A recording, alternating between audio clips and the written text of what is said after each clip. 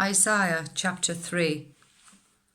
See now, the Lord Almighty, is about to take from Jerusalem and Judah both supply and support, all supplies of food and all supplies of water, the hero and the warrior, the judge and the prophet, the diviner and the elder, the captain of 50 and the person of rank, the counselor, skilled worker, and clever enchanter.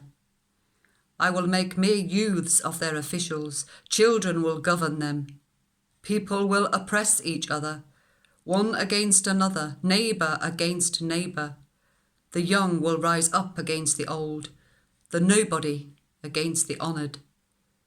A man will seize one of his brothers in his father's house and say, "You have a cloak, you be our leader, take charge of this heap of ruins." But in that day he will cry out, "I have no remedy. I have no food or clothing in my house. Do not make me the leader of the people." Jerusalem staggers. Judah is falling. Their words and deeds are against the Lord, defying his glorious presence. The look on their faces testifies against them. They parade their sin like Sodom. They do not hide it.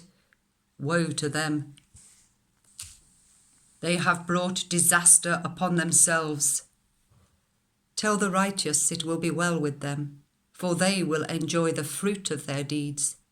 Woe to the wicked! Disaster is upon them. They will be paid back for what their hands have done. Youths oppress my people. Women rule over them. My people, your guides lead you astray. They turn you from the path.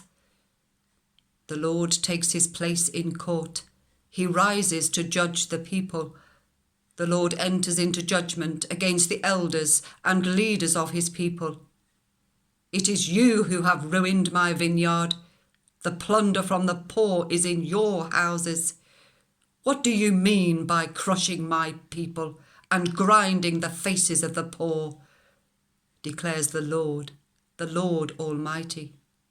The Lord says, "The women of Zion are haughty, walking along with outstretched necks, flirting with their eyes, tripping along with mincing steps, with ornaments jingling on their ankles.